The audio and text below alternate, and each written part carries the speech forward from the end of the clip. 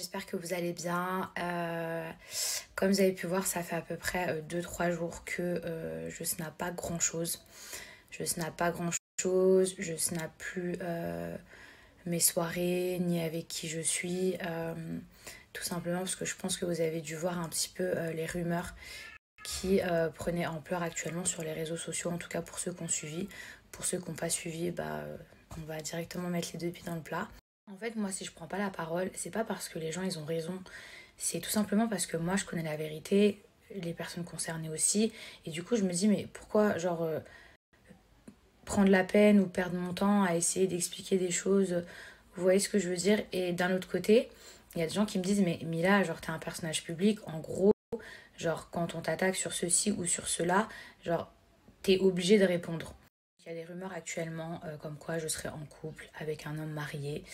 Et comme par hasard, c'est sorti au moment où Greg m'accuse également d'être en couple avec un homme marié. Je suis archi fatiguée, qu'on me colle toujours les mêmes rumeurs à la peau. Je sais pas comment vous dire, mais c'est juste épuisant. Parce que en fait, j'ai l'impression qu'il y a tellement rien à dire sur moi, parce que je vous jure que je suis dans mon coin et que vous savez que je suis une meuf, je fais pas d'histoire, qu'il y a tellement rien à dire sur moi qu'aujourd'hui, maintenant, c'est un petit peu à chaque fois la nouvelle insulte. Ça fait 3 émissions de suite que on m'associe une relation avec des hommes mariés. En fait, cette rumeur-là, elle a commencé avec Mujdat. Donc, faut savoir que quand moi, je me suis mise en couple avec Mujdat, je ne savais rien de sa vie, je ne savais rien de sa situation. D'accord? Faut savoir que je suis tombée de 150 étages et je pense que vous en souvenez sur les réseaux sociaux. Que moi, à l'époque, quand j'ai appris pour Mujdat, je vous jure que j'aurais mis même ma main à couper, dans le sens où j'étais tout le temps avec lui, j'avais toujours son téléphone, je vivais avec lui, c'est-à-dire que à la limite qu'on m'aurait rapporté une histoire de tromperie, de coucherie, je dis pas peut-être, mais qu'il y ait une femme avec qui il était marié, pour moi c'était inconcevable, parce que quel genre de femme pouvait accepter que son mari s'endort tous les soirs, n'est jamais là, ou alors le mec vivait sur Mars, quoi. Bon, bref, ça, c'est pas la question. Et en fait, j'ai l'impression qu'aujourd'hui, à cause de cette histoire avec Mujdat, j'ai l'impression que, en fait, ça va me poursuivre. C'est-à-dire que maintenant, c'est devenu un peu l'insulte classique pour essayer de me rabaisser. C'est-à-dire qu'il y a tellement, et franchement, c'est sans prétention aucune, il y a tellement rien à dire, plus rien en tout cas à dire sur moi, que maintenant, il faut qu'on aille m'inventer des rumeurs sales à mon sujet. Il y a quand même des gens qui arrivent à dire que ça date pas de Mujdat, mais que ça remonte à il y a bien plus longtemps, que ça remonte à l'histoire de Paga. Alors, il faut savoir que Paga, quand je l'ai embrassé en 2017, et merci parce que les images, elles existent toujours, à ce moment-là, il me disait qu'il était célibataire. C'est-à-dire qu'au moment où je l'ai embrassé et que j'ai su qu'il était encore avec Adixia, regardez les épisodes, j'ai mis un terme à notre pseudo-relation parce que je me suis dit, mais c'est un délire. Le mec, il me dit qu'il est célibataire, on s'embrasse. Quand on s'embrasse, finalement, j'apprends qu'il est encore marié. Regardez les épisodes, re-regardez les épisodes. Voilà, maintenant, j'ai l'impression qu'en tournage, c'est devenu l'insulte classique pour Mila. C'est vu qu'il y a eu l'histoire avec Mujdat, allez éventuellement le bisou avec Paga, et ben Mila, elle se tape que des mecs mariés. Donc en fait, moi, je peux pas me trouver un homme qui est pas marié. En fait, ce qui est ouf, c'est qu'avant, quand j'ai commencé la télé, on me traitait pas de maîtresse. Mais on me traitait d'escorte. Et ça, ça m'a suivi, mais super longtemps. Et maintenant que j'ai grandi et que je suis devenue une femme, on me traite de maîtresse. Je vais vous dire une chose. Aujourd'hui, je ne répondrai pas sur mes réseaux sociaux si je suis officiellement en couple ou non. Voilà, ça, il n'y a que le temps qui le dira. Mais il faut savoir que j'ai plus 20 ans. D'accord? J'ai plus de 30 ans. Donc, les gens que je rencontre, automatiquement, je ne sors pas avec des garçons de 20 ans. Eh ben, ils ont eu une vie avant moi. C'est-à-dire que c'est des gens qui ont déjà été dans des relations. C'est des gens qui ont déjà été mariés. C'est même des gens qui ont peut-être déjà eu des enfants. Tout comme moi, dans ma vie, j'ai déjà été mariée. Ça veut dire que, en fait, j'ai plus 16 ans. Je rencontre pas des mecs qui sortent du lycée et qui n'ont pas eu une vie avant moi. Maintenant, si dans ma vie, je rencontre, ou si j'avais déjà rencontré des hommes qui se présentent comme célibataires ou étant divorcés, et qu'à la finalité, il s'avère que c'est faux, mais je vois pas en quoi moi je suis fautive si ces gens-là m'ont menti sur leur statut. Vous voyez ce que je veux dire? Si par exemple la personne se présente en me disant salut Mila, je suis mariée, là c'est une autre histoire. Ça c'est une autre histoire. Mais salut Mila, je suis célibataire, moi je suis désolée, mais je suis pas enquêtrice dans la police pour aller vérifier si la personne, ce qu'elle me dit c'est vrai ou c'est faux. Mes amours, mettez-vous bien dans la tête que je rencontre des gens qui ont déjà eu une vie avant moi. Et à partir du moment où si moi je décide d'accepter un homme qui a déjà été marié dans son passé ou même qui a déjà des enfants, si moi j'accepte, je veux dire, ça me regarde. En sincérité, je suis fatiguée.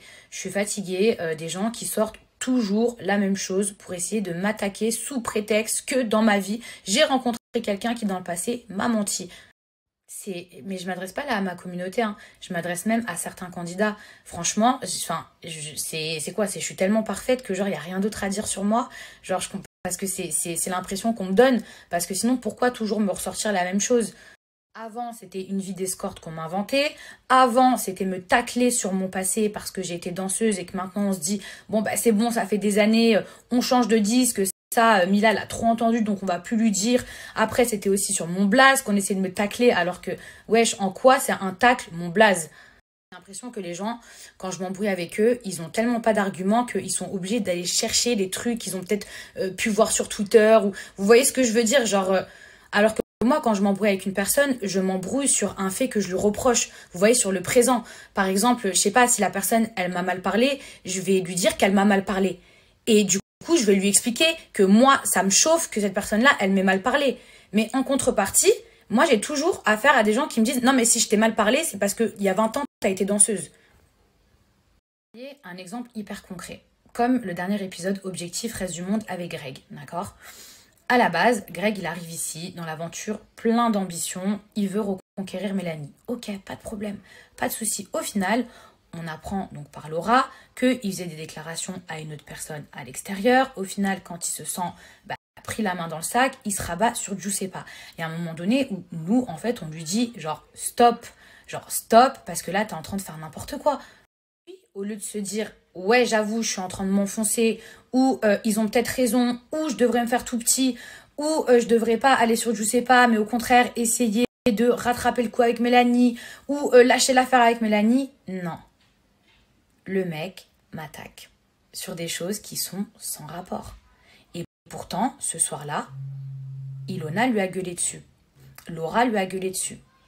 Mais Greg, il a ni répondu à Ilona, ni à Laura. Seulement à moi.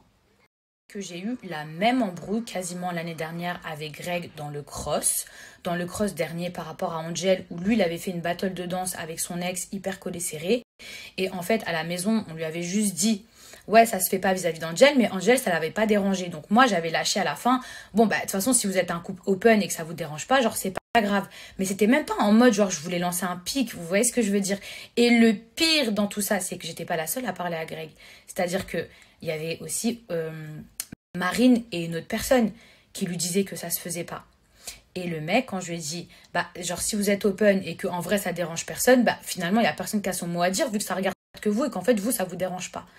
Et à ce moment-là, je me rappelle qu'il avait rétorqué, toi, tu veux parler d'open, ferme ta gueule, nanani, nanana, ta vie avec Mujdat et ton passé de stripteaseuse. Et c'est pour ça que j'avais vrillé et que j'avais pété un câble et que je lui avais envoyé un verre. C'est tout un tas de trucs que je réalise à chaque fois que je vais en tournage. Avant, quand j'étais à Miami et que je calculais très très peu de personnes, c'est-à-dire à part Manon, Laura, Nico, etc., ma vie, elle était trop bien. Mon erreur, c'est d'avoir donné l'heure à des gens moins chers. Vous voyez, des gens moins chers. Des gens que dans ma vie de tous les jours, jamais de la France, ils seraient dans mon cercle d'amis. Aujourd'hui, croyez-moi que j'ai ouvert les yeux sur beaucoup de gens. Et je n'ai peur de personne. J'en ai rien à foutre de lui, il a une team, l'autre il a une team, moi j'ai une team. Et je me suis déjà retrouvée dans une maison avec tout le monde ado, il n'y a rien qui me fait peur, sachez-le. L'expression que j'ai pas inventée, hein, qui dit quand on traite trop bien un âne, il finit par se prendre pour un cheval.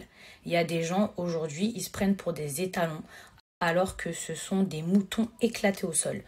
Des gens qui me regardaient dans leur télé, qui étaient fans de moi, et croyez-moi que là, ma sortie, où j'ai cogité, où j'ai kiffé mes vacances, croyez-moi que ça m'a remis les idées en place. Je vous jure qu'il y a des gens qui prennent trop votre gentillesse pour de la faiblesse, je vous jure. Et quand des fois vous aimez bien des gens, vous les traitez avec un certain respect. Vous voyez, donc il y a des trucs que vous voulez pas dire pour pas les froisser.